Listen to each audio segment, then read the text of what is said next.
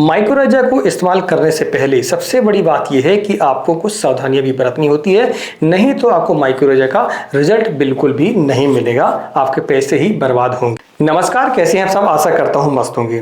दोस्तों, आज का जो वीडियो है बहुत ही महत्वपूर्ण है। काफी किसान भाइयों के मन में एक सवाल होता है कि हमें जब जड़ों की ग्रोथ ज़्यादा चाहिए है तो फिर हमें ह्यूमिक एसिड का इस्तेमाल करना चाहिए या फिर हमें माइक्रोराइजा का इस्तेमाल करना चाहिए। माइक्रोराइजा और ह्यूमिक एसिड दोनों ही जड़ों की ग्रोथ लाने में सक्षम होते हैं। माइक्रोराइजा वाइट रूट को बढ़ाता है, उत्पादन हमारा ज़्यादा बढ़ता है, पोषक तत्वों को अपटेक कराता है, ये सारी चीज़ें होती हैं। वैसे ही ह्यूमिक एसिड भी हमारी फसल के लिए बहुत ही महत्वपूर्ण होता है।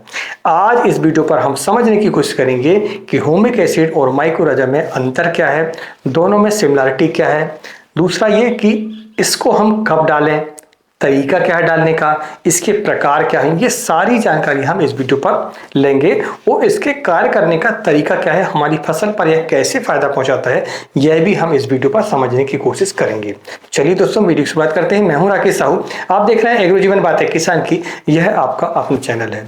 इस चैनल को यदि आपको आगे बढ़ाना है तो आपको ज़्यादा से ज़्यादा इस वीडियो पर लाइक लाने होंगे और यदि चैनल में या पहली बार आए तो चैनल को सब्सक्राइब भी आपको करना होगा, तभी जाके हमारा मनोबल बढ़ेगा और हम आपको इसी तरीके से नई नई जानकारियां देते रहेंगे। माइक्रोराइजा हमारी जड़ों पर सहजीवी कार्य करता है।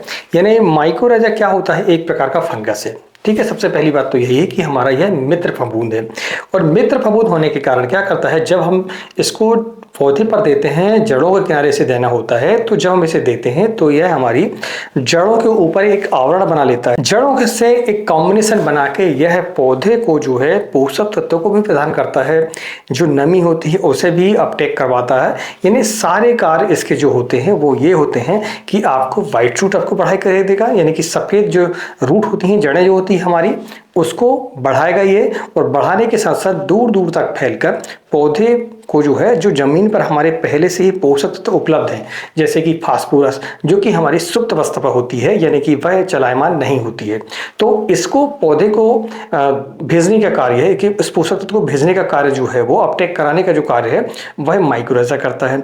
दूसरा जिंक है, बोरान है, यह ऐसे पोषक तत्व हैं जो कि फसल को हमारी सबसे ज़्यादा आवश्यकता होती है और इनको जो है अपटेक कराने का काम जो है वो माइक्रोराइजा करता है। तो आपने इस बात को समझ लिया कि माइक्रोराइजा एक प्रकार का फफूंद है जो कि जड़ों के संपर्क में आकर, जड़ों के साथ कॉम्बिनेशन बनाकर और पोषक तत्वों को हमारे पौधों को उपलब्ध कराता है। तो यह एक बात हो गई कार्य करने का तरीका क्या है।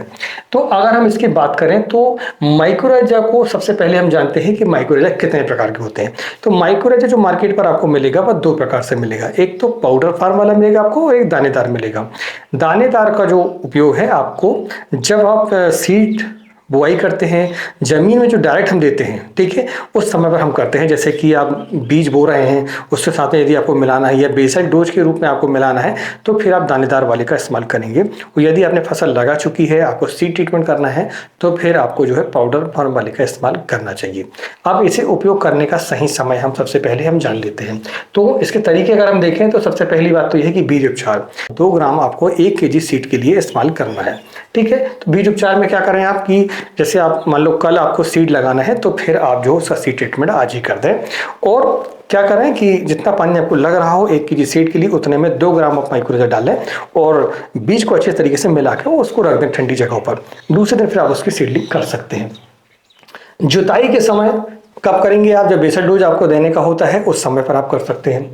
ठीक है, बुआई के समय का मतलब क्या है कि जैसे मान लो आपकी कोई अनाज बोआनी कर रहे हैं सीड ड्रिल पर, तो उसको जो है दानेदार वाले को आप उसमें मिक्स करके और आप उसकी बुआई कर सकते हैं साथ में। ठीक है, चौथा है ड्रेंचिंग। ड्रेंचिंग क्या होती है? ड्रेंचिंग ये होती है कि मान लीजिए आपने ये 2 चीज़ें आपने छोड़ दी हैं, आपने बुआई के समय भी नहीं दे पाया है, आपने बीज उपचार भी नहीं कर पाया है, तो फिर आप चाहें तो जब आपका पौधा आप लगा देते हैं, नर्सरी आप अपने खेत पर लगा देते हैं, इसके बाद आप ड्रेंचिंग के माध्यम से 200 लीटर पानी पर आपको 100 ग्राम माइक्रोराइजा का इस्तेमाल करना होता है पाउडर फॉर्म वाले का। ठीक है, पाउडर फॉर्म वाले का इस्तेमाल आप करेंगे तो ड्रेंचिंग करेंगे आप जो है जड़ों के किनारे माइक्रोराइजा को डालेंगे तो फिर वह जो है जड़ों के संपर्क में आकर कार्य करना स्टार्ट कर देता है। 5वां है ड्रिप के माध्यम से। ड्रिप के माध्यम से भी आप जो है जब आप ड्रिप से पानी छोड़ते हैं तो समय पर 2 लीटर पानी पर 100 ग्राम आपको पाउडर फार्म वाले का इस्तेमाल करना चाहिए। तो आपका लेकिन बात यह है कि आप जब पौधे की जड़ों जो है ग्रोथ ले ली हो उस समय पर आप ड्रिप से चलाएं तो ज़्यादा बेहतर रहेगा। छोटी जड़ रहती है या तुरंत आपने नर्सरी लगाई हुई है तो फिर आप इसका इस्तेमाल नहीं कर सकते। हाँ, एक और तरीका है आपका नर्सरी। जब आप नर्सरी लाते हैं, ट्रे पर नर्सरी तैयार करते हैं या फिर जहाँ पर आप मिट्टी पर भी नर्सरी तैयार कर रहे हो तो वहाँ पर उसकी ड्रेंचिंग कर दें, या फिर जैसे ज़मीन पर आपने नर्सरी लगाई हुई है तो फिर आप उसको उखाड़ने के बाद पौधे को और एक पानी पर घोल बना लें उसका माइक्रोरेजा का, और उसकी जड़ों को डिपिंग करके डूबने के बाद निकालने के बाद फिर आप खेत पर लगाएंगे तो जड़ों के संपर्क में आ जाता है। यह जो प्रोटर नर्सरी पर है उस पर आप क्या करेंगे कि आप ड्रेंचिंग कर दें, पहले एक दिन पहले ड्रेंचिंग कर दें उसमें सिंचाई के साथ में, तो फिर दूसरे दिन फिर आप नर्सरी उसको लगाएंगे तो बस सीधा संपर्क में आ जाता है जड़ों के और वह अच्छे तरीके से काम करता है। तो यह इसको हम कैसे दे सकते हैं अपनी फसल पर, यह हमने 5 से 6 तरीके आपको बताए हुए हैं।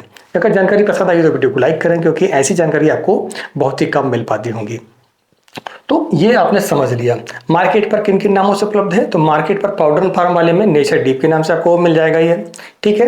ये सुमोटोमो कंपनी का आता है। इसके अलावा बीएसएफ कंपनी का वाइजोम के नाम से मिलता है, उसका भी इस्तेमाल आप कर सकते हैं 100 ग्राम प्रति एकड़ के हिसाब से 200 लीटर पानी के लिए। इसके अलावा यदि हम दानेदार की बात करें तो धरती गोल्ड के नाम से मिलता है एप्को कंपनी का, और वहीं आपको टाटा रैली गोल्ड के नाम से मिलता है टाटा कंपनी का। तो इनमें से किसी भी एक का आप चयन कर सकते हैं। इसकी जो मात्रा है वह 4 kg आपको प्रति एकड़ के हिसाब से आपकी रहती है।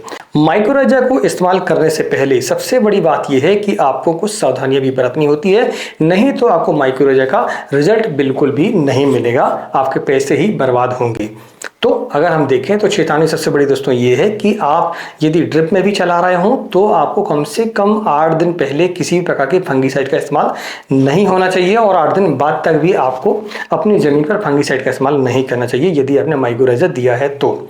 दूसरा ये कि ये जब आप सीड ट्रीटमेंट की बात करते हैं तो सीड ट्रीटमेंट के समय भी यदि आपने कुछ ऐसा सीड लिया है जिसमें पहले से ही सीड ट्रीटेड है, फंगीसाइड है, तो भी आपको माइक्रोरेजा का इस्तेमाल नहीं करना चाहिए, या फिर आपको साथ में फंगीसाइड का इस्तेमाल नहीं करना चाहिए। यह एक बहुत बड़ी चेतावनी है क्योंकि यह एक प्रकार का हमारा फंगस है, मित्र फफूंद है। यदि आप इसके साथ में किसी भी प्रकार के फंगीसाइड का इस्तेमाल करते हैं तो फिर आपको इसके रिजल्ट बिल्कुल भी नहीं मिल पाएंगे, आपके पैसे ही बर्बाद होते हैं इससे। तो ये सबसे बड़ी चेतावनी थी। अब हम बात करते हैं होमिक एसिड की। तो होमिक एसिड अधिकतर आपको 2 प्रकार से मिलेगा, एक तो ब्लेंड आपको पोटेशियम होमिक मिलेगा और दूसरा आपको मिलेगा कौन सा, लिक्विड वाला, जिसमें कि फॉल्विक एसिड अधिकतर मिला हुआ होता है, ठीक है। तो आपको इस पर इस्तेमाल करने से फायदे क्या है। होमिक एसिड जब आप इस्तेमाल अपनी फसल पर करते हैं तो सबसे बड़ी बात तो ये है कि आपको जो पौधा है वो एकदम से आपकी हरियाली दिखाई देगी, आपको व्हाइट रूट्स बढ़ेंगे, उससे जड़ों की जो ग्रोथ है वो अच्छे से होगी, उसमें ब्रांचेस नई आती हैं और आपका पीएच मेंटेन होता है, ठीक है। जमीन का जो पीएच मेंटेन है वो होमिक एसिड से होता है, और पोषक तत्व जो हमारी जमीन पर पड़े हुए हैं पहले से ऑलरेडी, उनको जो अपटेक कराने का काम होमिक एसिड करता है। अधिकतर ड्रेंचिंग में दिया जाता है, यानी कि जब भी पौधा आप लगा देते हैं उसके बाद जो है आप होमिक एसिड का इस्तेमाल ड्रेंचिंग के माध्यम से या ड्रिप के माध्यम से आप कर सकते हैं। जो पोटेशियम होमिक है उसका जो इस्तेमाल है आपको लगभग आधा kg से लेकर 1 kg तक प्रति एकड़ के हिसाब से आपको 200 लीटर पानी पर आपको चलाना चाहिए या फिर ड्रेंचिंग आपको करनी चाहिए। इसके बाद अगर होमिक एसिड जो फॉल्विक एसिड के साथ जो आता है, जैसे पीआई कंपनी का हेमोसेल के नाम से आता है, उसका इस्तेमाल है, जीवरस का इस्तेमाल है, तो इनका जो इस्तेमाल है आप चाहें तो स्प्रे के माध्यम से भी कर सकते हैं। स्प्रे के माध्यम से जो आप करते हैं तो इसका जो डोज है आपको 2 ml प्रति लीटर के हिसाब से, यानी कि 200 लीटर पानी पर 400 ml से लेकर 500 ml तक आप इस्तेमाल कर सकते हैं। तो आप देखेंगे इसके जो रिजल्ट आपको बहुत ही बढ़िया मिलेंगे। आप जो पौधा है वो ग्रीनिश में दिखाई देगी, फलों का साइज दिखाई देगा, आपको फूलों की संख्या आपको दिखाई देगी, क्योंकि इसमें फॉल्विक एसिड भी मिला हुआ होता है। तो इस तरीके से अगर हम देखें तो होमिक एसिड भी हमारी फसल पर जो है पौधे को ग्रोथ में लाता है। अगर हम इसके ब्रांड की बात करें तो होमिक जो कि पीआई कंपनी का आता है, और दूसरा जीवरस जो है मल्टीप्लेक्स कंपनी का आता है।